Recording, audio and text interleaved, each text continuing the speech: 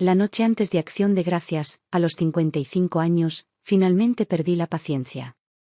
En medio de la cocina, destrocé la cena que llevaba más de 5 horas preparando, platos, cubiertos y todo, y declaré que estaba harta. Me estaba divorciando de Carl. ¿Y el detonante? Un festín de Acción de Gracias para toda la familia. 16 platos en total: pavo asado, jamón glaseado con miel, pastel de calabaza, puré de papas con trufa, boniatos al horno, sopa cremosa de maíz. Había estado de pie desde el amanecer, hasta los codos en los preparativos sin descanso, sin ayuda, y sin que nadie se ofreciera a mover un dedo. Tenía la espalda rígida y palpitante, y justo cuando estaba amasando la masa de pastel con las manos enharinadas, la madre de Carl, Marjorie, entró en la cocina arrastrando los pies como si fuera la dueña del lugar.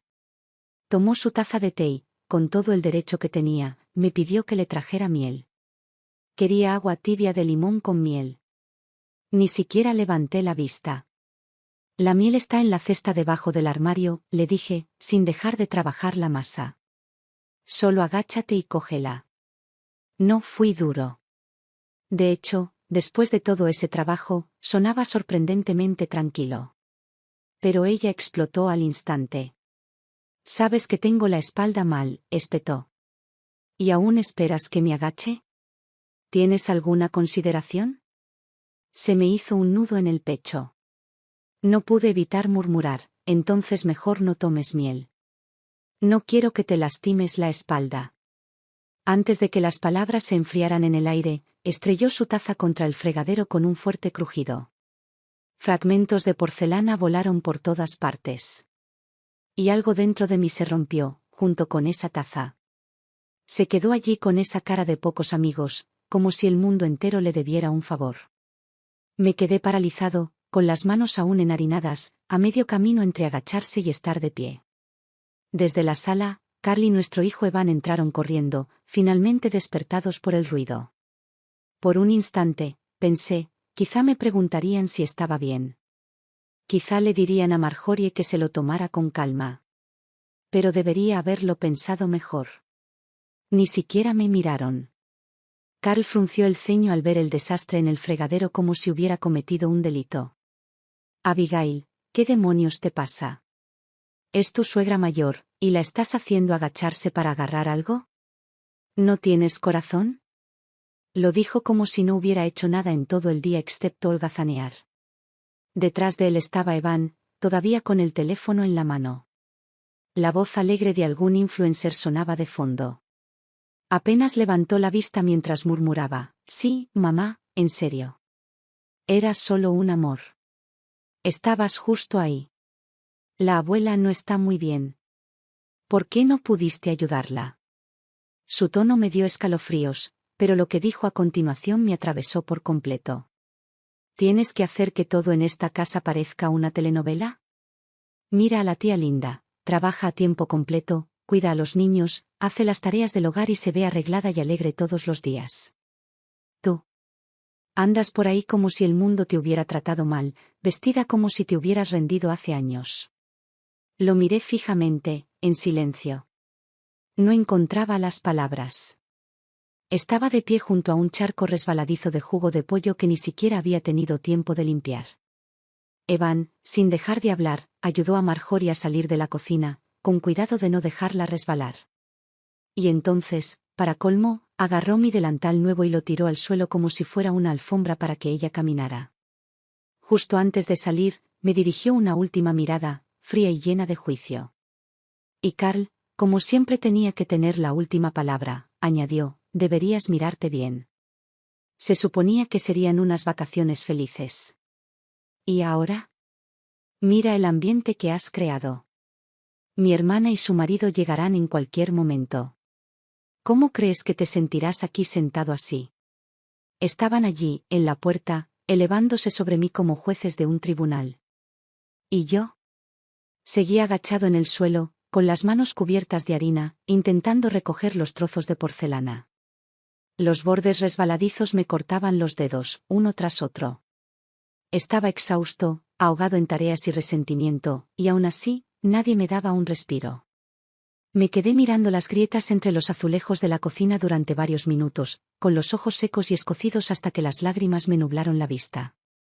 Tenía las manos demasiado sucias para secármelas, así que me froté la cara con el borde de la manga. El reflejo en la vitrina mostraba a una mujer manchada de grasa de pavo y restos de condimento, con el pelo pegado a las mejillas en mechones despeinados. Parecía un fantasma encadenado a la estufa durante décadas. Pero Carl y Evan no lo vieron. Y no les habría importado aunque lo hubieran visto. Solo les importaba esa anciana que podía pasarse horas jugando al bridge, pero que pensaba que agacharse para coger miel era demasiado esfuerzo.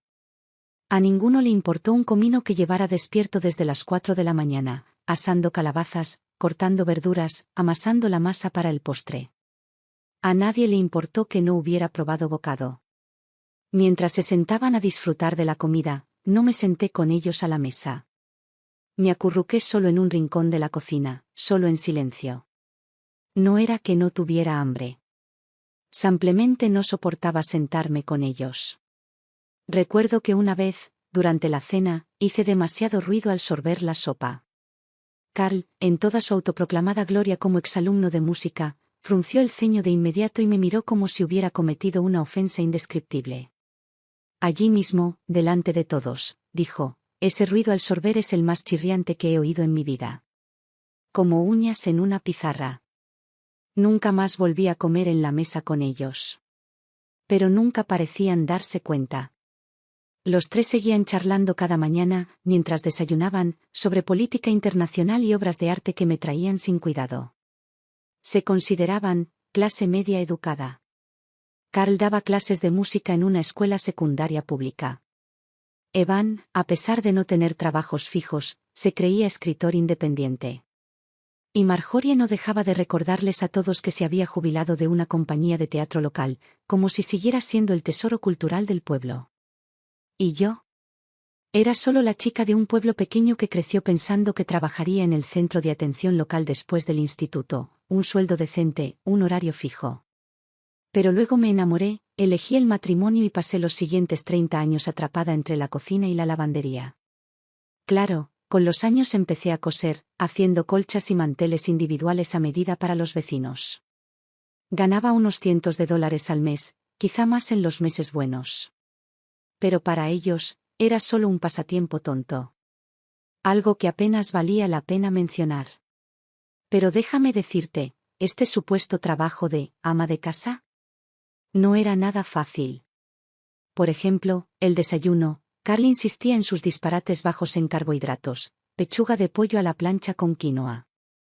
Evan quería algo contundente, como huevos revueltos con mantequilla y tostadas. Marjorie exigía que su avena se hiciera puré. Eso significaba 3 hornillas encendidas a la vez, 3 viajes al refrigerador, cada mañana.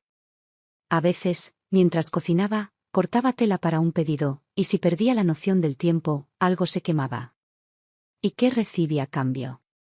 Ni una sola palabra de comprensión. Solo Carl burlándose, ¿ni siquiera puedes con esto? ¿Para qué más sirves aparte de comer?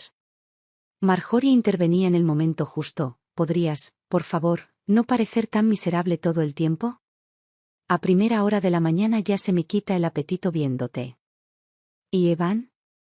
Se quedó ahí sentado, mirando su teléfono, fingiendo no oír nada. Como si fuera perfectamente normal que trataran así a una madre. Con los años, escuché tantas palabras crueles que empecé a creerlas. Quizás era realmente inútil. Quizás no era lo suficientemente buena, no cocinaba bien, no limpiaba bien, no era lo suficientemente inteligente ni capaz. Pero entonces me di cuenta de que, por mucho que lo intentara, siempre encontraban algo que criticar. La sopa estaba demasiado sosa. La carne estaba demasiado seca. Ni siquiera fregaba el suelo bien. Una y otra vez, me trataban como a una sirvienta que nunca cumplía con sus expectativas. Y de alguna manera, entre tantos ciclos de regaños y decepción, llegué al último mes de otro año.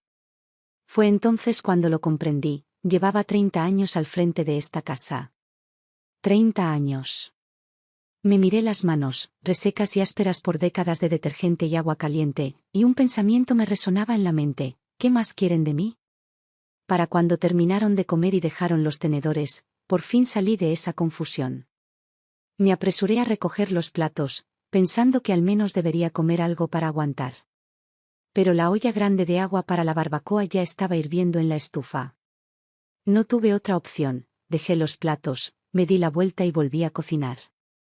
Las horas transcurrieron como un rayo, y para cuando volví a levantar la vista, el reloj de la cocina marcaba las 3 de la tarde. Sentí un nudo en el estómago como si alguien me lo hubiera agarrado con los puños. Un sudor frío me corría por la espalda a oleadas. Y, sin embargo, la comida estaba aún lejos de terminar. Las 2 hijas de Marjorie llegaban en coche desde fuera del estado con sus familias para una gran reunión de acción de gracias. En cuanto supo la noticia, se le iluminó la cara como si fuera Navidad. No tardó ni un segundo en declarar que necesitaríamos una cena completa de 16 platos, todos elegidos por ella, por supuesto. Pavo asado, jamón glaseado con miel, puré de patatas con trufa, pastel de calabaza, judías verdes al horno con queso, la lista era interminable. No podía con todo eso sola. Se me hizo un nudo en el pecho y me volví hacia Carl, pensando que tal vez, solo tal vez, podría sugerir pedir comida para llevar este año. Solo para aligerar un poco la carga. Pero en el momento en que nuestras miradas se cruzaron, su rostro se oscureció. En los 30 años que llevábamos casados, no me había enseñado mucho, pero algo que sí había aprendido a dominar era interpretar sus estados de ánimo. Esa mirada sombría y atronadora lo decía todo. No necesitaba que hablara. No lo permitía. Así que me mordí la lengua y asentí. Acepté hacerlo todo. Pero no soy de acero. Organizar un banquete navideño completo yo solo es una pesadilla. Tan solo preparar el pavo y el enorme trozo de jamón me dolía la espalda. Y aún quedaban una docena de platos por hacer. El tiempo se me escapaba, la cocina estaba tan caliente que me erizaba la cabeza y el corazón me latía como un animal atrapado. ¿Y Marjorie? No solo no movió un dedo, sino que empeoró todo. Si le pedías que cogiera la miel ella misma, se ponía histérica y rompía una taza. Carl y Evan no eran mejores. No la ayudaron. No la calmaron. En cambio, se volvieron contra mí, como si yo fuera el problema. En ese momento algo dentro de mí hizo clic. No importaba si servía a esta familia durante 30 o 50 años. Nunca estarían satisfechos. No era parte de su familia. Solo era una criada mediocre que siempre incumplía sus expectativas. Podían sentarse en la sala, riendo y revisando sus teléfonos, charlando sobre sus planes para Acción de Gracias, completamente desconectados. Ni una sola vez se les pasó por la cabeza que yo estaba aquí de vuelta, sudando, hambriento y andando con pies de plomo, intentando no estropear nada. Y la verdad es que ya había tenido suficiente. Absolutamente suficiente. En la sala, Marjorie estaba sentada en ese viejo sofá de cuero, con Carl y Evan a ambos lados, animándola como si fuera una niña inquieta. No necesitaba acercarme más para oír lo que decían, siempre eran las mismas tonterías recicladas. Carl empezó primero, con voz suave, como si no quisiera perturbar la paz. Mamá, no te preocupes. Abigail nunca tuvo mucha educación. No puedes esperar que te entienda. La mitad del tiempo apenas puede articular una frase. Evan intervino de inmediato, como si necesitara justificarse. Sí, abuela, no te preocupes. Solo sabe cocinar y lavar la ropa. No vale la pena estresarse. La tía Linda viene pronto, si sigues furiosa, solo dirán que te arrugas más rápido por la tensión. Su pequeña actuación pareció funcionar, la expresión de Marjorie comenzó a relajarse lentamente. Pero claro, no había terminado. Repitió la misma cantinela que llevaba décadas repitiendo, sabes, ya te lo dije entonces, Linda habría sido más compatible. Y ahora mira dónde estás. ¿Tenías que casarte con alguien como Abigail? Inculta, combativa. Le pido ayuda y se pone furiosa. Bravo, Carl. Carl abrió la boca para decir algo más, pero no me importó oírlo. Ni siquiera me molesté en mirarlo a la cara. Ya sabía lo que vendría después, probablemente un suspiro, seguido de, casarme con ella fue el mayor error de mi vida. Ya lo había dicho antes, y cada vez que me quedaba callado, lo interpretaba como una admisión de culpa. No dije nada. Volví a la cocina, tiré el pavó procesado a un barreño, me arranqué el delantal y fui directo al dormitorio. Cerré la puerta con llave. De debajo del armario, saqué las 2 maletas destartaladas que tenía desde hacía más de una década. Una ya estaba llena: ropa, botas de invierno, crema de manos y mi viejo teléfono plegable, la última muestra de resistencia en un mundo lleno de smartphones. En el fondo, un fajo de billetes que había estado guardando durante años. Poco más de $1.400, ahorrados poco a poco con encargos de colchas. Me quedé mirando la ropa que había empacado, grises y negros apagados y sin vida. Mi mente se quedó en blanco. Ni siquiera recordaba la última vez que me había comprado algo de color. Entonces lo recordé. Fue hace años, después de un incidente con Linda. Habíamos ido a una comida del barrio con el mismo vestido morado brillante. El mío me quedaba mejor, sin duda. Pero Carl se puso furioso. Estuvo de mal humor toda la noche, y después me espetó: «Tienes 40 y tantos, por Dios. ¿No te parece ridículo ese color? ¡Qué vergüenza! ¿De verdad crees que puedes competir con ella?» Acababa de cumplir 40. Mi piel había perdido algo de luminosidad, sí, pero no era demasiado mayor para usar estampados florales ni colores llamativos. Aún así, sus siguientes palabras me destrozaron: «Deja de vestirte como si fueras a un baile de graduación». Doblé el vestido para siempre esa noche. A partir de entonces, mi armario se convirtió en un cementerio de azul marino, gris oscuro y negro. Dios, había sido tan tonto. Revisé el armario una última vez, asegurándome de no haberme olvidado de nada, y luego abrí la puerta del dormitorio. Ya no estaban en la sala, probablemente en el piso de arriba. No me importaba averiguarlo. Llevé la maleta hasta la puerta principal y volví a buscarla vacía.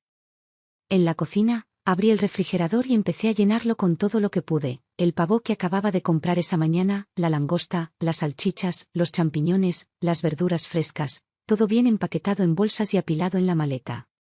Si podía cargarlo, lo metía. En cuanto al jugo y las ensaladas que sobraron, los dejé.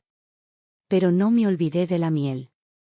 En el estante superior del refrigerador había un pequeño frasco de miel silvestre que había mandado traer de Maine. Formaba parte de un lote de 5 que llevaba semanas intentando conseguir. Miel pura y cruda.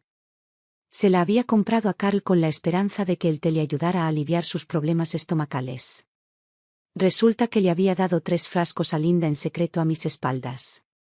En aquel entonces, todavía tenía energías para discutir. Le pregunté por qué, y me ladró: «Todo lo que hay en esta casa es mío. Se lo daré a quien me dé la gana». ¿No te gusta? Pues vete. Nadie te lo impide. Fue entonces cuando lo comprendí: este matrimonio nunca me había incluido realmente. Solo era algo que llegaba con el tiempo. Conveniente. Reemplazable. Había estado jugando con la idea de irme durante años, pero el momento en que realmente tomé la decisión fue el día que mi hermana vino a visitarme. Intentó disuadirme. Me dijo que ya era demasiado mayor para causar revuelo. «Ya pasaste la mitad. ¿Para qué pasar por todo eso? ¿Qué dirá la gente?». La miré directamente a los ojos y le dije: «No tengo miedo». Así que cambió de táctica y mencionó a Evan. «Ni siquiera está casado. Si te vas ahora, en medio de todo esto, convienes que repartir y todo, ¿cómo se supone que va a encontrar a alguien? Ninguna mujer quiere entrar en un hogar roto. Evan era mi hijo. Lo crié yo misma». Y aunque se había vuelto frío y cruel, el corazón de una madre no se apaga así como así. Dudé. Ella lo presentía y presionó con más fuerza. «Solo espera unos años más. Una vez que se haya establecido, podrán seguir caminos separados». ¿No sería más fácil? Y yo, estúpidamente, acepté. A menudo me he preguntado si esos 5 años fueron en vano. Quizás. Pero también sé que fueron suficientes para agotar hasta la última gota de esperanza que me quedaba. Ahora, por fin, ya no tengo esperanzas. Estoy lista para vivir por mí. Evan y Marjorie irrumpieron por la puerta principal, riéndose de algo que no me importó lo suficiente. Se desplomaron en el sofá como si nada en el mundo existiera más allá de ellos tres. Ninguno de los dos me miró, y mucho menos notó las dos maletas llenas a mi lado. Sacaron sus teléfonos y se sumergieron en sus redes sociales como si yo fuera un mueble más. Carl entró el último, con una nevera portátil grande. La dejó sobre la mesa del comedor y finalmente me miró. Sus ojos se detuvieron un instante, el tiempo suficiente para registrar mi presencia, pero luego volvieron a su familiar expresión de superioridad. Frunció el ceño y ladró: son cangrejos australianos, recién llegados. Los quiero todos al vapor. Anda ya y no te demores como siempre. Pronto estarán aquí para cenar. Así que eso era lo que estaban haciendo, recoger un pedido. Miré a Carly, por una vez, mi voz no tenía el tono de sumisión habitual. Era fría y monótona. ¿Esa cena? No la tendrás esta noche. Carl parpadeó, desconcertado. Entonces, instintivamente, alzó la voz. ¿Qué demonios significa eso? Deja de pararte ahí y ponte a cocinar. Lo miré a los ojos y le dije, lenta y claramente, este no es mi trabajo. No lo voy a hacer. Me miró como si las palabras no tuvieran sentido. ¿Qué acabas de decir? Si tienes hambre, ve a buscar algo para comer. Dicho esto, recogí una pila de platos de la mesa. El estruendo silenció toda la sala. La caja de espuma cayó al suelo con un golpe sordo, derramando mariscos por todas partes. Los cangrejos se escabulleron bajo la alfombra y el penetrante olor a pescado llenó el aire. Evan y Marjorie jadearon al unísono. La mirada en sus ojos era de pura incredulidad, como si vieran a una extraña usar mi rostro. Un trozo de vidrio le cortó la mano a Carl y la sangre brotó al instante. Apretando los dientes, rugió: Abigail Dawson, te has vuelto loca. ¿Sabes siquiera lo que haces? Si ya no quieres vivir en esta casa, lárgate ya. Me quedé mirando la rabia retorcida en su rostro, con mi propia voz tranquila, casi gélida. Tienes razón. No quiero vivir aquí. Ni un segundo más.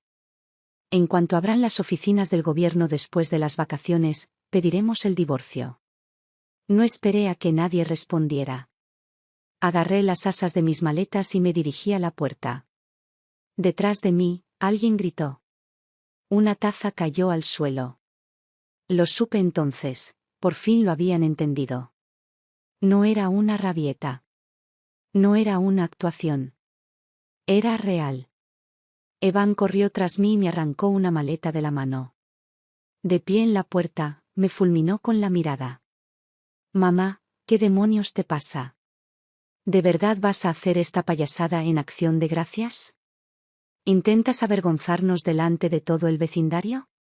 Vuelve adentro. Deja de hacer un escándalo.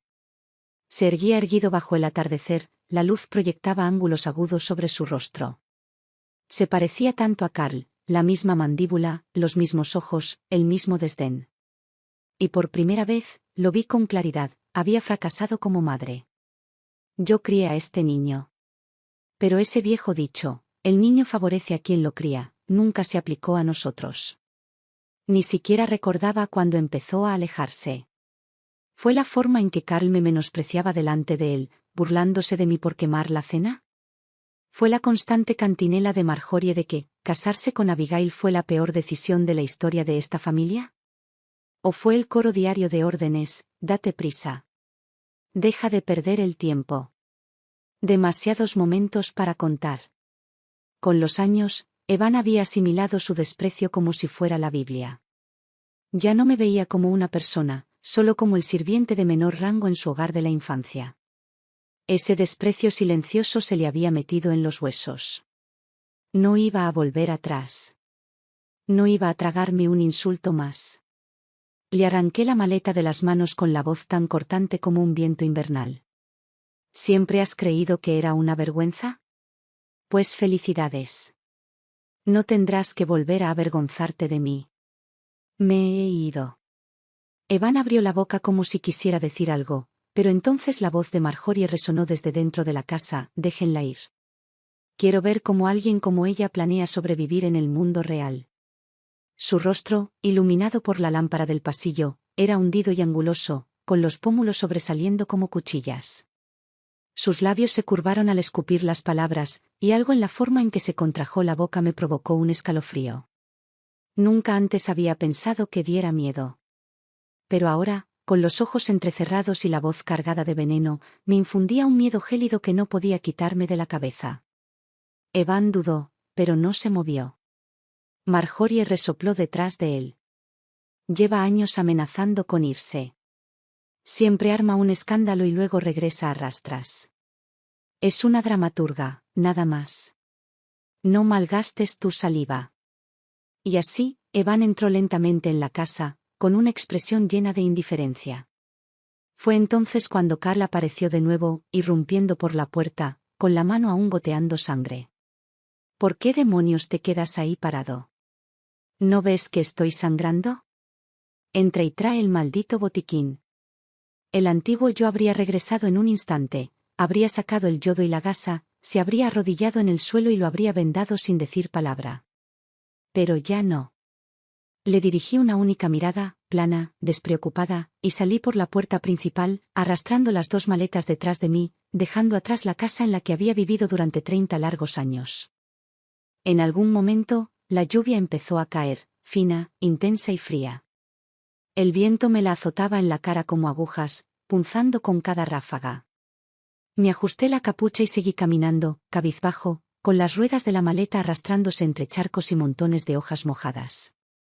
La casa desapareció tras de mí al llegar a la carretera principal, a las afueras del pueblo. El barro me salpicó las perneras del pantalón, y la lluvia, mezclada con la tierra, empapó la tela. Y entonces, zas, algo aterrizó en un charco delante de mí, salpicándome las espinillas de barro. Me quedé paralizado. Bajé la mirada. El corazón me dio un vuelco. Era una foto. Enmarcada. Lo supe al instante. La única foto de Carl y yo, tomada apenas 2 meses después de recibir nuestro certificado de matrimonio. La única foto formal que tuvimos como marido y mujer en 30 años. Lo guardaba cuidadosamente envuelto en tela, escondido en el fondo de un cajón. Nunca lo exhibía, pero a veces lo sacaba, solo para recordarme que, alguna vez, hubo algo que valía la pena recordar. Carl sabía que me importaba esa foto. Siempre que nuestras peleas se descontrolaban, la sacaba y la tiraba al suelo, una amenaza silenciosa que siempre funcionaba. Se volvió pavloviana, cada vez que levantaba el marco, me quedaba callada, me alineaba. Esa foto se convirtió en el detonante de mi sumisión. Pero esta vez, había repetido la misma jugada demasiadas veces. Y esta vez, no acertó. Me quedé bajo la lluvia, mirando cómo la foto se filtraba, cómo sus colores se desvanecían, cómo la imagen se disolvía hasta hundirse en el fondo del charco como una página deslavada de un viejo diario, ilegible, irrecuperable. No me inmuté. Mi corazón no se aceleró. Claro que no. Los corazones no son de hormigón. Incluso la armadura más resistente se agrieta con el uso de martillos. La vida no debe ser un campo de batalla donde 2 personas se mantienen mutuamente como rehenes. Durante 30 años, madrugué y trabajé hasta el anochecer para cuidar de ese hombre y su hijo. Y ni una sola vez, oí un gracias. Has trabajado muy duro. Solo se daban cuenta si quemaba el arroz, si le ponía poca sal a la sopa o si dejaba alguna mancha en el suelo. ¿Respeto? Nunca existió en esa casa. La verdad era que esa foto ya ni siquiera era la original. Años atrás, Carl la había destrozado tanto que se cayó en el fregadero, arruinada sin posibilidad de reparación. Fui a 3 tiendas de fotografía de la ciudad solo para que la restauraran. Parecía igual, pero no lo era. En realidad, no. Igual que nuestro matrimonio. Lo había estado reconstruyendo durante años, creyendo que si me esforzaba lo suficiente, podría recuperarlo. Pero ahora la foto había desaparecido, y con ella mi última esperanza. Agarré mi maleta y seguí caminando. La lluvia arreció, Las ruedas se arrastraban lentamente por los charcos, mis zapatos empapados. Pero no me detuve. Carl probablemente no pensó que realmente me iría. Probablemente estaba furioso por dentro, dándoles un espectáculo a los vecinos. Bien. ¿Te quieres ir? Genial. A primera hora después de las vacaciones, firmaremos los papeles del divorcio. A ver cuánto aguantas ahí fuera, solo. Probablemente se estaba quedando ronco gritando. Abigail Dawson. Si regresas arrastrándote, no te acogeré. Adelante, quédate muerta de hambre en la calle, por mí. Casi me reí. ¿Cómo logré permanecer casada con ese hombre temperamental y egocéntrico durante 30 años? Su orgullo siempre importó más que mi dolor. Su imagen siempre se impuso a mi dignidad. Ni una sola vez se detuvo a preguntarme por qué había llegado a mi límite, solo me preguntó qué aspecto tenía gracias a ello. Algo se estrelló dentro de la casa, probablemente otro tazón o una silla volcada en una rabieta. Quizás ya se habían dado cuenta de que yo también me había llevado la comida. Debía de estar arrepintiéndose. Pero lo más gracioso, ninguno vino a buscarme. Preferirían quedarse en su casa cálida y bien iluminada mientras su empleada doméstica sin sueldo desafiaba el frío y la tormenta. Claro que no me perseguirían. Eso requeriría esfuerzo. A través de la ventana rota, oí la voz de Marjorie, aguda y estridente: vayan a traerla de vuelta. Se llevó toda la maldita cena. ¿Qué se supone que vamos a comer? ¿Galletas? ¿Pero Carl y Evan? Igual que siempre, cada uno esperando a que el otro se moviera. Ninguno movió un dedo. Afuera, el espíritu navideño estaba en su apogeo. Las luces del porche se encendían una a una. Más allá, en la cuadra, se oía música desde un altavoz fuera de la tienda de la esquina, una alegre melodía de acción de gracias, con el ocasional estallido de una máquina de palomitas de fondo. El aire olía a canela, petardos y hojas mojadas. Era el aroma de la celebración, del calor. Pero nada de eso me pertenecía. La calle estaba vacía. Solo estábamos la lluvia y yo. Todos los demás estaban dentro, reunidos alrededor de las mesas, riendo a la luz dorada de las farolas. Y yo, allí afuera, empapado y solo, era como un personaje borrado del guión, eliminado por completo de la historia. Solo que esta vez no quería volver a entrar. Ya no iba a desempeñar su papel. Pasé por las afueras del pueblo y tomé la carretera que conducía a la ciudad. Era una vieja autopista de 2 carriles, desgastada y resbaladiza bajo la fría lluvia. El cielo, bajo y pesado, lo teñía todo de un gris apagado que oprimía la tierra como un peso. Me quedé de pie al costado del camino, con 2 maletas a mis pies, esperando un auto, cualquier auto, que pudiera sacarme de ese lugar. La mayoría de la gente ya habría sacado el móvil y pedido un Uber o un Lyft. Pero yo no. Carl solía decir que no podía hacer nada, y la verdad es que no se equivocaba del todo. Apenas usaba Facebook. Instagram me confundía. Nunca había visto un solo vídeo en TikTok, y mucho menos había descubierto cómo pedir comida a domicilio o pedir un taxi a través de una aplicación. El teléfono que sostenía ni siquiera era mío, era el antiguo modelo de Evan, que me pasó el año pasado cuando finalmente se cansó de llamarme inútil. Había pasado estos años a la deriva, tan lentamente que ni siquiera notaba que el mundo seguía su curso sin mí. Hubo una época en que, con solo salir a la carretera, algunas furgonetas de transporte compartido se detenían y se ofrecían a llevarme sin hacer muchas preguntas. Pero ahora, incluso hacer señas para que alguien nos parara parecía algo de otra época. Esperé. Y esperé. No pasó ni un solo coche. Una punzada de pánico me invadió el pecho. Por supuesto. Era acción de gracias.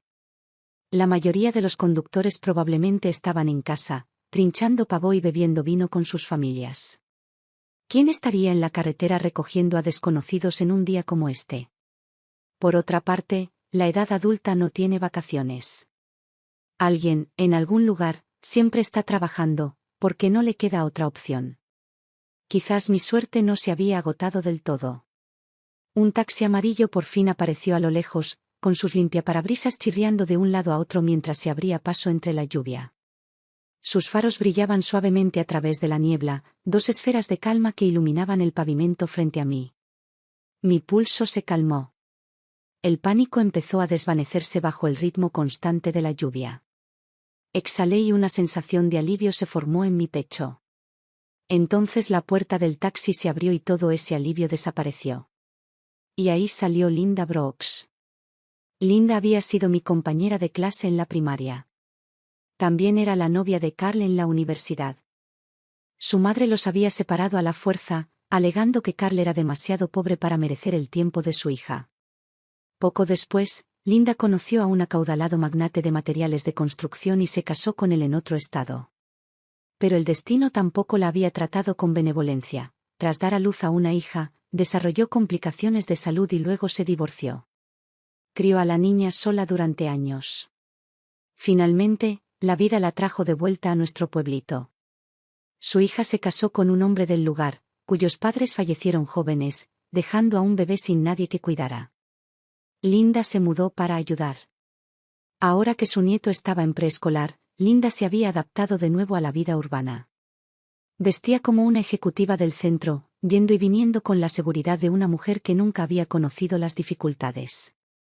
Todas las mañanas, pasaba pavoneándose frente a mi casa en tacones, dando golpecitos en la acera de ladrillo, llamando a su servicio de transporte compartido. Todas las noches, regresaba con el bolso colgando y la barbilla en alto. Siempre me miraba con esa mirada. Esa mirada petulante y vidriosa que decía, mira qué bien me ha ido. Como si estuviera absorta en verme tras la ventana de la cocina, con el delantal manchado y el pelo recogido, observándola disfrutar de la luz del día. La verdad es que no le tenía celos. De alguna manera, incluso la respetaba. Criar a un hijo sola requiere coraje. Esa resiliencia no es fácil de conseguir. Pero lo que siempre me quedó grabado fueron sus palabras. De esas que sonaban refinadas pero que me golpeaban como una bofetada. Y de vez en cuando, ponía esa voz fingida de arrepentimiento y decía cosas como, sabes, si mi madre no hubiera interferido en ese entonces, nunca habrías terminado con Carl. La audacia. Ella y Carl estaban hechos de la misma tela. Cada frase parecía una charla trivial pero estaba cargada de filo, siempre apuntando a las partes más sensibles del corazón. Sabía exactamente cuál era su juego. No se trataba de Carl. No se trataba de mí. Se trataba de su presencia, de recordarme, una vez más, que ella era más alta. Que yo era quien seguía arrastrándose. Vaya, vaya, sí que eres tú, Abigail, dijo, poniéndose delante de mí, con la voz tan dulce como siempre, impregnada de esa preocupación falsa y familiar. Remolcando todas esas maletas en acción de gracias, ¿para qué? ¿Mudarte? No respondí. Se rió suavemente, como si tuviera un chiste privado que no entendería. ¿No me digas que es por esos tarros de miel que Carl trajo el otro día? Ay, Abigail, ¿en serio? ¿Dejaste que eso te afectara? Eres demasiado sensible. O sea, no eres como yo. No tienes trabajo. No tienes ingresos. No tienes ni idea de cómo funciona el mundo real. Dejaste a Carl, ¿de qué piensas vivir exactamente? ¿Del aire? La miré. Su maquillaje era impecable. Llevaba un abrigo de lana carmesí que se ajustaba perfectamente a la cintura, un vestido ajustado debajo y botas negras altas que brillaban a pesar del tiempo. Su bolso de cuero colgaba elegantemente de su muñeca. Parecía una de esas mujeres poderosas que se ven en las series de televisión. Cada taconazo en la acera adoquinada resonaba como si fuera demasiado grande para este pequeño pueblo. Pero yo lo sabía mejor. Su agudeza no era orgullo por el logro. Era la clase de presunción que emanaba de no renunciar nunca a la necesidad de sentirse superior a mí. Ella permaneció de pie bajo la lluvia, con la mirada fija en mí como si fuera un desastre empapado, raspado de la acera. Su voz aún estaba impregnada de almíbar, artificial y empalagosa. Yo estaba de pie con mi parca empapada por la lluvia, con la capucha torcida por el viento, y el agua goteando sin parar de las puntas de mi pelo. Pero por una vez, no sentí frío en absoluto. La miré a los ojos y le dije, tranquilo como el agua, tienes razón. No soy como tú. Ella parpadeó, solo por un momento, sorprendida. No soy de los que se disfrazan para el mundo ni traman a puerta cerrada. Gastas cada gramo de tu energía en aparentar éxito, pero no finjamos que llegaste donde estás solo por determinación. Después de tu divorcio, tu familia te ayudó en tu caída. Mostraste algunas sonrisas y alguien te consiguió un trabajo. Andas por este pueblo como si fueras demasiado bueno para mirar a los ojos a cualquiera. Me acerqué y miré sus botas lustradas antes de soltar una risa suave y seca. No soy así. Me quedé en casa todos estos años y dejé que la vida me desgastara. Pero crié a mi hijo. Cuidé de la madre de Carl durante 3 décadas. Desde fregar platos hasta arreglar grifos que goteaban, desde fiebres de medianoche hasta compras en medio de tormentas de nieve, lo hice todo. Puede que no sepa usar tus aplicaciones sofisticadas ni hacer una selfie en la oficina con el texto "qué liado hoy", pero sé vivir una vida de verdad. Una vida que construí con mis propias manos. Ella abrió la boca de nuevo, probablemente para decir otro comentario pícaro, pero no la dejé. No tengo tu refinamiento ni tu encanto. Pero sé quién soy. Sé lo que puedo hacer. Tú. Ladeé la cabeza. Lo único que sabes hacer es menospreciar a la gente y fingir que vives una vida que nadie más puede igualar. Pero en el fondo, todavía te aferras a una imagen. Eso no es fuerza, es teatro. La sonrisa falsa se borró de su rostro, y lo que la reemplazó fue más frío que el viento y la lluvia que nos rodeaban. No me importó. Me aparté de ella, agarré las asas de mi maleta y caminé hacia el taxi que nos esperaba. Antes de subir, la miré por última vez y le dije en voz baja: ¿crees que no sobreviviré sin Carl? Pero la verdad es que esta es la primera vez que realmente he empezado a vivir, y se siente genial. La puerta del coche se cerró con un golpe suave y definitivo. Y así, de repente, sentí como si le hubiera dicho adiós a la mujer que solía ser. Las farolas de la ciudad brillaban como estrellas bajo la lluvia, tenues y doradas, pero firmes. Le di la dirección al conductor. Me miró por el retrovisor y me preguntó amablemente: ¿te acabas de mudar? Asentí. No dije nada más. Gracia había sido mi vecina años atrás. Solía decirme, por encima de las cercas y las escaleras, que no debería pasarme la vida encerrada en esa casa. Me había invitado más de una vez a trabajar con ella, decía que merecía algo mejor que una vida encerrada en una estufa. No habíamos mantenido un contacto cercano, pero sabía que seguía trabajando en un centro de atención para personas mayores. Era una de esas personas excepcionales, amable y leal hasta la médula. Ahora vivía sola en un modesto apartamento de 2 habitaciones a las afueras de la ciudad. Su esposo falleció joven, y sus 2 hijos se habían mudado a otro estado por trabajo. Esa habitación extra llevaba años vacía. Siempre decía: si llega el día en que necesites irte, es tuya. Sin preguntas. Nunca pensé que ese día realmente llegaría. Cuando abrió la puerta, llevaba un delantal y una sartén en la mano. Me miró fijamente durante 3 segundos, empapada, con la maleta en una mano y la lluvia goteando de mi abrigo, y luego me jaló adentro sin decir palabra. Me dio una toalla y dijo con una suave risa: sabía que este día llegaría. Me alegro de que hayas venido. Sonreí, aunque me picaba la nariz y me ardían los ojos. Esa noche, durante la cena, hablamos. Le conté todo: los años que pasé atrapada en esa casa, lo agotada que estaba, lo sola que me sentía. No suspiró ni apartó la mirada. Simplemente escuchó, y cuando terminé, extendió la mano por encima de la mesa, me dio un suave apretón y dijo: deberías haberte ido hace mucho. Pero me alegro de que por fin lo hayas hecho. Aún estás a tiempo. A la mañana siguiente, me llevó al centro de atención donde trabajaba. Tenemos una vacante para un asistente de cuidado, dijo. No necesitas licencia, solo algo de capacitación. Se trata principalmente de compañía y limpieza ligera. La miré, medio en broma. ¿No te preocupa que ni siquiera sepa usar un móvil? Me despidió con un gesto. Eres amable, cocinas muy bien, prestas atención a la gente. Y de verdad escuchas cuando alguien habla.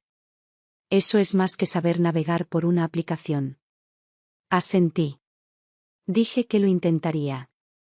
No esperaba mucho. Pero en mi primer día, una señora mayor me agarró la mano y no me soltó.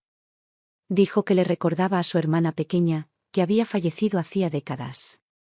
En ese momento, me di cuenta de algo que no había visto antes: cada pizca de paciencia que había aprendido en esa cocina, cada habilidad silenciosa perfeccionada durante 30 años de trabajo desapercibido, finalmente se había convertido en algo valioso. Algo con lo que pudiera sobrevivir. Me pertenecía. Después del trabajo, de vuelta en casa de Grace, desempaqué una caja que no había tocado en años, llena de piezas de patchwork que había cosido en mis ratos libres entre las tareas y el caos. Había pequeños bolsos acolchados, delantales de tela, fundas de almohada cosidas a mano, todo hecho con sumo cuidado, con ese tipo de detalle que solo se aprecia al mirar de cerca. Grace abrió mucho los ojos al coger un bolsito. Abigail, son preciosos. ¿Llevas haciéndolos todo este tiempo y solo los vendes en mercadillos? ¿Has pensado alguna vez en publicarlos en línea? Recibirías muchos más pedidos. Le sonreí tímidamente. Nunca tuve tiempo. Siempre había algo en casa que me necesitaba más. Sacó una silla y se sentó a mi lado, ya con su portátil abierto. Créeme, esto está hecho para Internet. Etsy es un paraíso para quienes saben hacer cosas con las manos. Fruncí el ceño. Grace, apenas sé consultar mi cuenta bancaria, y mucho menos gestionar una tienda online. Entonces te enseñaré, dijo, cerrando la laptop de golpe con una sonrisa. Primero, configuramos tu cuenta. Lo demás lo podemos averiguar paso a paso.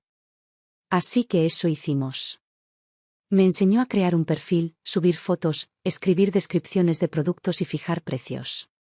Lo intenté todo a tientas, pero Grace se rió. Estás aprendiendo esto más rápido que yo antes. Esa noche cosí 3 pequeños monederos, tomé algunas fotografías y las publiqué en línea. A la mañana siguiente, cuando me desperté, recibí una notificación de Etsy, mi primer pedido. Mi corazón dio un vuelco. Latía tan fuerte que lo sentía en la punta de los dedos, más rápido que la primera vez que sostuve a Evan en mis brazos. Me quedé mirando la pantalla, parpadeando entre lágrimas. Mi teléfono temblaba en mis manos. La voz de Grace llegó desde la cocina. El desayuno está listo. Sollocé, me sequé los ojos rápidamente y grité, ya voy. Esa comida sabía mejor que cualquier otra que había comido en años. Esa noche, metida en la pequeña habitación de invitados de Grace, abrí su viejo cuaderno y escribí mi primera entrada. No sé cómo será el futuro. Pero una cosa sí sé, a partir de hoy, esta vida por fin me pertenece. Cerré el cuaderno y miré por la ventana. Las luces de la ciudad parpadeaban a lo lejos y, por primera vez en décadas, me sentí firme. Firme. Hogar. Al tercer día después de irme, recibí la primera llamada de la familia de Carl. Era su hermana, Carla, con la voz tensa y una educación incómoda. Hola, Abigail, ¿cómo has estado últimamente? Las cosas en casa han estado, bueno, un poco caóticas desde que te fuiste. La cena de acción de gracias fue, un desastre. Solté una risita silenciosa. Ah. ¿Te refieres a esa en la que nadie limpió la mesa? El pavo se quemó, los niños se revolcaban en el suelo y los ancianos se quejaban de sus espaldas. Hizo una pausa de unos segundos. Entonces, ¿de verdad no vas a volver? No, dije con suavidad, pero con firmeza. De verdad que no, y si no te importa, dile a tu hermano que ya es hora de que aprenda a cuidarse. Colgué, no con triunfo, sino con una extraña y silenciosa liberación. Como si, por primera vez, comprendiera del todo, esta familia no podría sobrevivir ni a una cena navideña sin mí. Más tarde, Grace trajo a casa toda la información, recopilada a trocitos de los chismes del pueblo. Al parecer, la casa de Carl el día de acción de gracias había sido un completo desastre. Marjorie pasó la tarde refunfuñando en la sala, quejándose de que el suelo sin fregar le hacía resbalar los pies y la falta de aromas a comida le quitaba el apetito. Carl intentó calmarla, pero al entrar en la cocina encontró una olla de sopa de calabaza y castañas quemada aún hirviendo. Evan se quedó frente a él, completamente desconcertado. ¿No dijiste que solo hay que añadir agua y calentarla? Carl espetó. ¿Cómo sabes qué es qué? Ese era el caldo que Abigail preparó la semana pasada. ¿Solo le echaste agua? Bueno, ella nunca me dejó hacer nada en la cocina, respondió Evan. Marjorie oyó la discusión y golpeó el brazo del sillón con la mano. ¿Qué te dije? Esa mujer no se lo merece. En ese momento, los familiares empezaron a llegar poco a poco y toda la casa se quedó paralizada por la tensión. No había comida en la mesa. Había humo en la cocina. Una anciana gritaba en la sala mientras padre e hijo discutían como niños pequeños. Carla, parada torpemente en la puerta, esbozó una sonrisa tímida. ¿Llegamos en mal momento?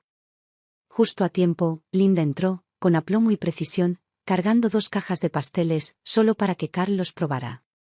Observó la escena de desastre con ojos abiertos y encantados, pero no dijo ni una palabra. Carl estaba desplomado en el sofá, con el rostro sombrío y silencioso. Linda se sentó a su lado, con la voz repentinamente suave. No te lo tomes tan a pecho. La vida sigue, con o sin gente. Si de verdad necesitas ayuda, estoy aquí un tiempo. Puedo ayudarte a superar este momento. Por supuesto, al decir ayuda, se refería a que se mudó. Grace me contó toda la historia después del trabajo, quitándose la bufanda y los zapatos como si no pudiera esperar para contarme el chisme. ¿Adivinas qué ha estado haciendo Linda desde que se mudó? No está limpiando, eso seguro. Lo primero que hizo fue llevar a Marjorie al spa de su amiga para un facial. Luego reemplazó toda la miel que dejaste en el refrigerador, la cambió como si nunca hubiera existido.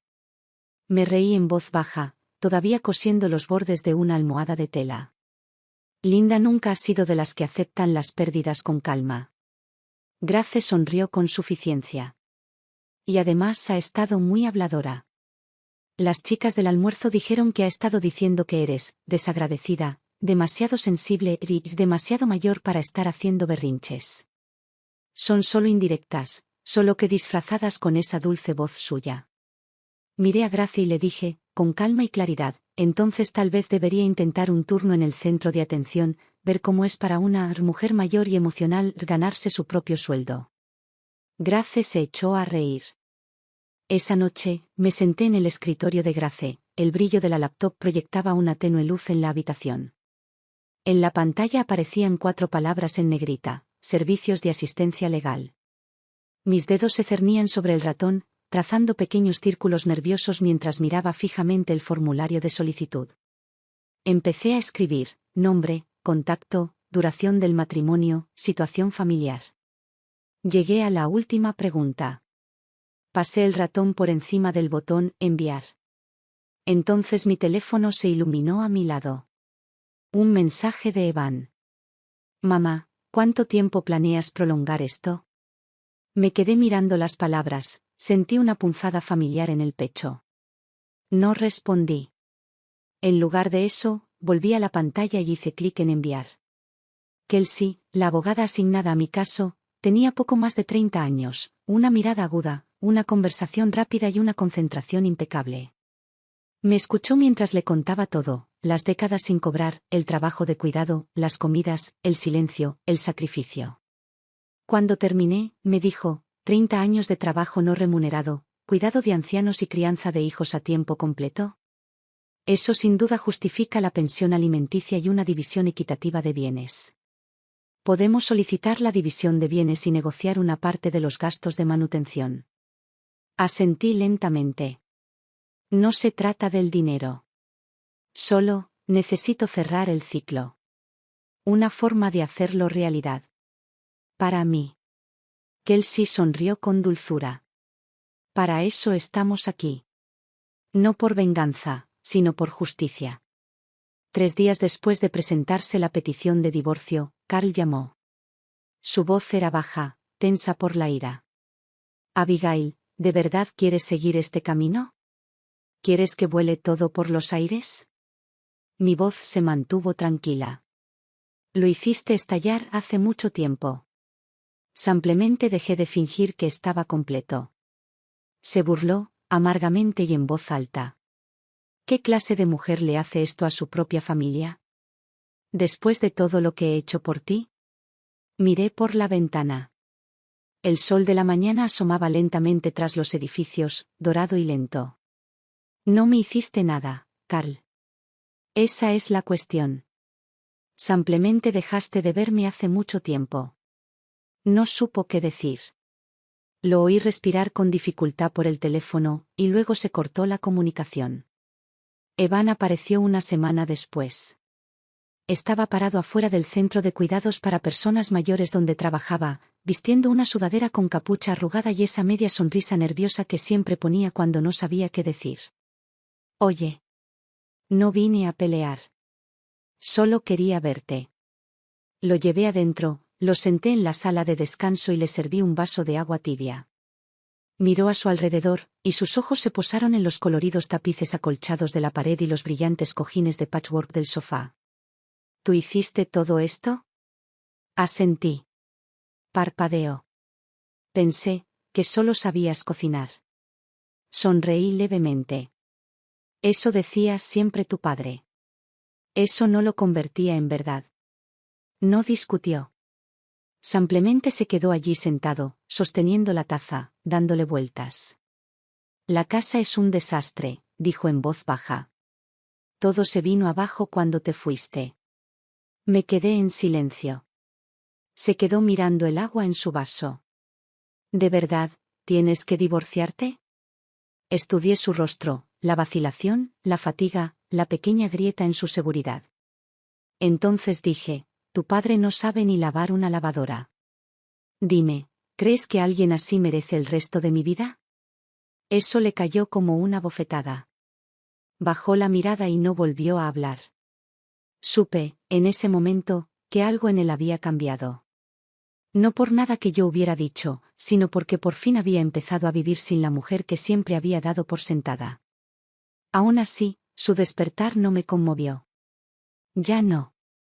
Esa versión de mí, la que esperaba comprensión, la que anhelaba la validación de alguien, se había ido.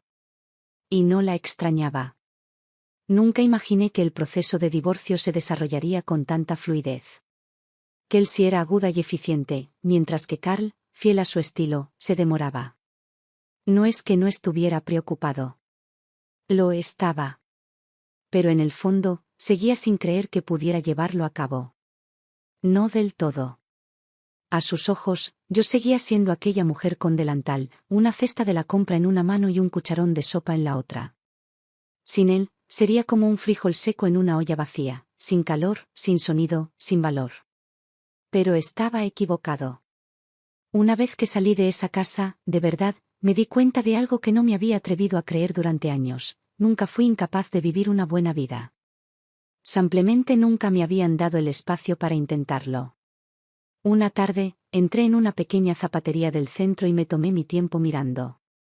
Por primera vez en 3 décadas, estaba eligiendo un par de zapatos solo para mí. Durante los últimos 30 años, todos los pares que había tenido habían sido uno de los hallazgos de descuento de Carlo, zapatos usados de Marjorie, que ella declaraba todavía perfectamente pounebles. Sonreí, les di las gracias y usé lo que me dieron. Pero esa semana, había vendido más de 10 artículos artesanales en el mercado de fin de semana. Mis pequeños bolsos de patchwork y mis fundas de almohada decorativas habían tenido más éxito del que esperaba, y tenía dinero, mi dinero. Así que me compré unos zapatos planos de cuero marrón suave. Nada sofisticado. Nada estridente. Simplemente cómodos, bien hechos y míos. Al ponérmelos, sentí como si envolviera mis pies cansados y callosos en una especie de silenciosa dignidad. De pie, en el reflejo del escaparate, vi a una mujer que no se conformaba, que no ahorraba para nadie, que no sobrevivía. Vi a alguien que finalmente estaba gastando dinero no para sobrevivir, sino para ganar autoestima. Y yo sabía que entraría en mi nueva vida con esos zapatos. El trabajo en el centro de atención también estaba cogiendo ritmo. Ya no solo ayudaba con las comidas o limpiaba las habitaciones. Empecé a ayudar a organizar las actividades semanales. Para entonces, la clase de acolchado del martes por la tarde se había convertido en el evento más popular del calendario. Algunas de las mujeres incluso se pelearon por sentarse más cerca de mí, insistiendo en que les enseñara ese pequeño toque francés que se le da a las flores de tela. Me reí con ellos, pero por dentro me dolía el corazón de una manera que me sorprendió. Había pasado décadas cosiendo fundas de almohada y edredones para Carl y su madre, puntada a puntada, siempre meticulosamente, sin recibir ni una sola palabra de agradecimiento. Pero ahora, aquí estaba, y esas mismas manos, esa misma habilidad silenciosa, no solo eran vistas, sino celebradas. Honradas. Convertidas en algo que me apoyaba. Algo que me dio un futuro. Esa noche, de vuelta en casa de Grace, me senté en el sofá a ver cómo la plataforma de ITS vibraba con nuevas visitas, nuevos marcadores, nuevas pequeñas notificaciones como el suave tic-tac de la posibilidad. Y de repente, recordé algo que Carl me había dicho años atrás, después de quemar una olla de arroz mientras preparaba el té de Marjorie. ¿Qué más sabes hacer, Abigail, además de cocinar? Miré la pantalla, luego miré mis manos, firmes, desgastadas y finalmente libres. Y sonreí. Porque ahora tenía la respuesta. Puedo usar estas manos para construir una vida. Puedo usar estas manos para ganarme la vida. Puedo, y lo estoy haciendo, alimentarme con algo más que comida. A diferencia de la silenciosa resurrección que estaba teniendo lugar en mi propia vida, la casa de Carl había empezado a sonar como una vieja máquina que exhalaba su último aliento, errática, ruidosa y dolorosamente desincronizada. Se decía por el pueblo que la salud de Marjorie había ido deteriorándose constantemente. Carl no daba abasto. La casa era un desastre. La basura se amontonaba en la puerta trasera. La lavadora estaba llena de ropa húmeda, abandonada durante días. El fregadero de la cocina estaba lleno de platos sin lavar, en remojo en agua estancada que desprendía un olor agrio. Pero el verdadero peso de todo esto finalmente cayó sobre Evan. Después de que me fui, se convirtió en el cuidador por defecto, por eliminación. Hacer la compra, recoger la farmacia, pagar los servicios, descargar los formularios del seguro, vigilar a Marjorie, tareas en las que nunca antes había tenido que pensar se convirtieron de repente en su nueva normalidad. Al principio, actuó como si nada. Solo son unos recados, se encogió de hombros. No soy un niño. Pero no tardó mucho en darse cuenta de la realidad. No sabía cocinar. Intentó seguir un tutorial de YouTube varias veces, pero terminó quemando la sartén o cocinando el pollo hasta que se convirtió en cuero desmenuzado. Recurrió a la comida para llevar, pero Carl era imposible de complacer. Demasiado grasiento. Demasiado soso. Demasiado caro. Las discusiones padre-hijo empezaron rápido y se volvieron feroces. Se convirtieron en dos erizos, siempre chocando.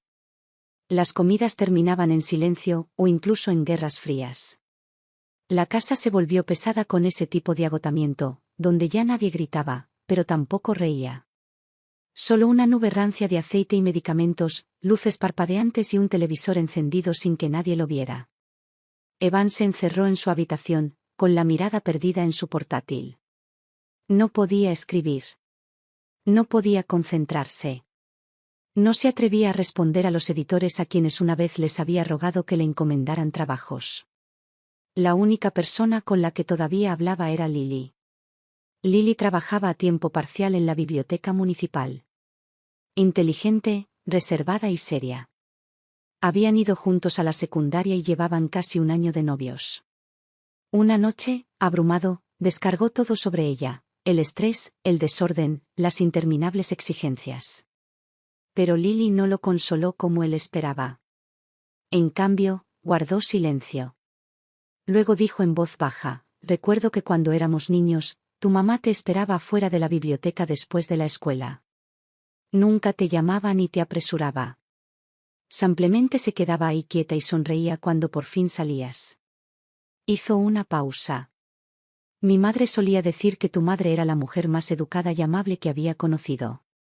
Decía que siempre ayudaba a ordenar la sección de libros mientras esperaba, y lo hacía con tanta pulcritud, como si de verdad le importara. Evan frunció el ceño. ¿Y qué? Lily no se inmutó. Sigues llamándola emocional, incapaz, pero la mujer que vi crecer no era así en absoluto. Ella ladeó la cabeza. ¿Y tu papá? No recuerdo haberlo visto nunca en tu escuela. Ni una sola vez. Ni en la biblioteca. Ni siquiera en nuestra graduación. Todos los demás chicos tenían a sus padres allí. Tú. Tu mamá se sentó sola en la última fila. Sus palabras cayeron como agua fría en la cabeza. Nunca lo había pensado así. Nunca se había parado a preguntarse si tal vez, solo tal vez, su madre había sido alguna vez serena, digna, incluso admirada. Si tal vez la mujer a la que él descartaba por irracional y pasiva simplemente había sido desgastada por décadas de rechazo, carga y abandono. Lily bajó la mirada y se ajustó la bufanda. No te culpo. Solo. Dudó un momento y luego dijo, no quiero verte terminar como tu padre, tan convencido de que tienes razón, que arruinas tu vida por no cuestionarte nunca. Ella no rompió con él. No le suplicó. Simplemente lo miró y le dijo, tienes que decidir quién quieres ser.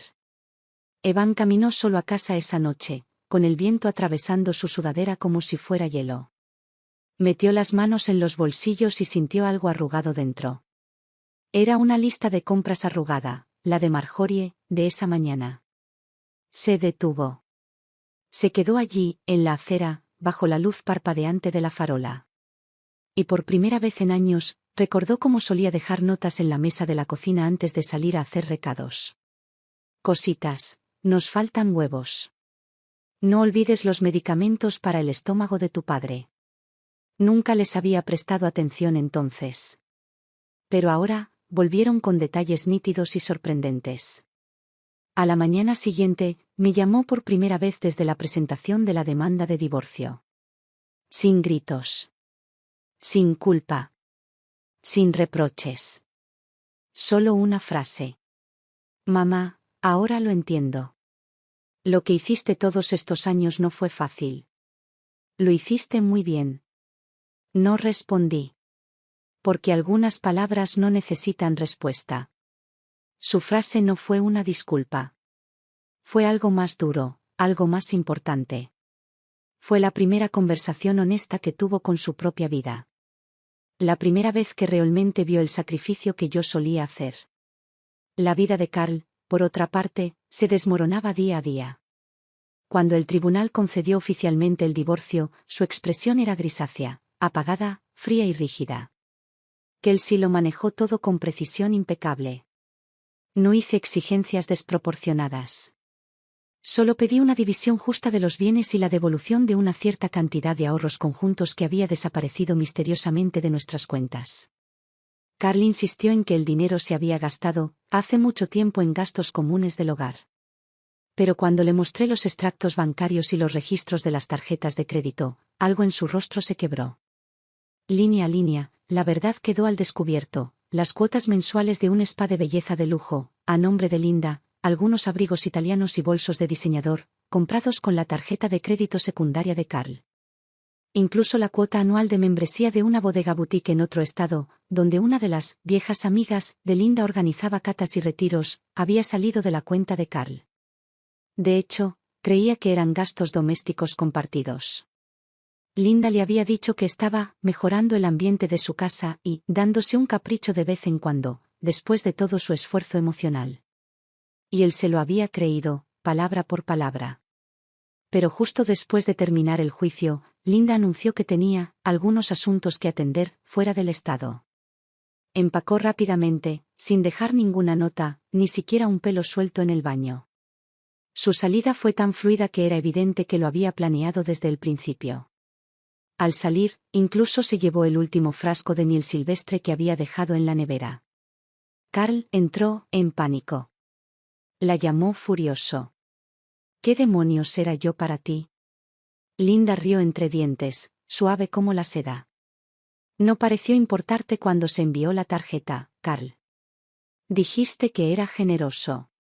Dijiste que era voluntario, ¿recuerdas? Me debes una, gritó. Volvió a reír, esta vez con más ligereza. Entonces considéralo una lección. Lección aprendida. Colgó. Y así, se fue, como si nunca hubiera existido. Fue entonces cuando lo comprendió: en el mundo de Linda, él solo había sido una escala. Un punto intermedio entre la comodidad y la oportunidad. Pensó que perderme significaba libertad, opciones. Pero lo que encontró fue a alguien más astuto que él, alguien que sabía cómo deshacerme de un hombre sin siquiera levantar la voz.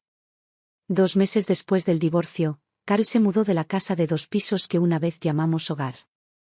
A Marjorie la trasladaron a un centro de atención para personas mayores en las afueras del pueblo.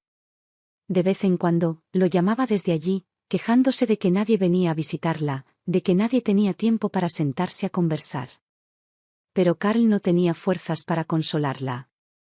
Apenas se sostenía, ahogándose en su propio desastre. No quedaba nadie en quien apoyarse. No quedaba nadie a quien culpar. Y, por supuesto, no quedó nadie para limpiarlo. Por mi parte, la vida ya se había asentado en algo estable, tranquilo, pero profundamente mío. Después de que los pedidos de ITS empezaran a llegar con regularidad, seguí la sugerencia de Gracie y solicité un pequeño apartamento en el centro de la ciudad. A solo 5 minutos a pie de su casa. No era grande, solo una habitación y una sala de estar, pero la luz del sol entraba a raudales por las ventanas por la mañana, cálida y dorada. Junto a la ventana había una mesa de madera que yo misma había rescatado y lijado, ahora repintada en suaves tonos crema.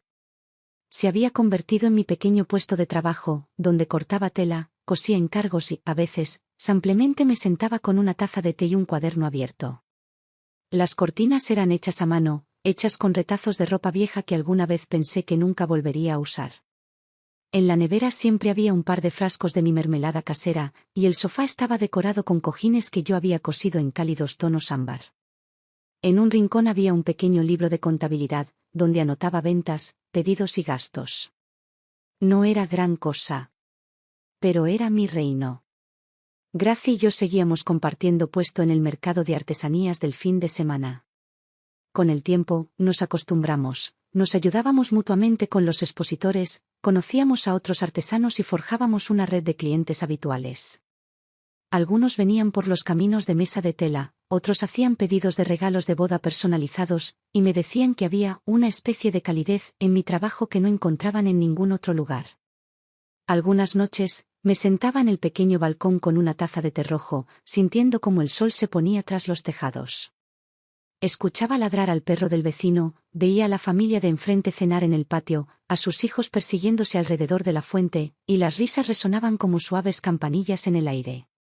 Simple. Pacífico. Gratis. Una vida que jamás me había atrevido a imaginar que pudiera pertenecerme.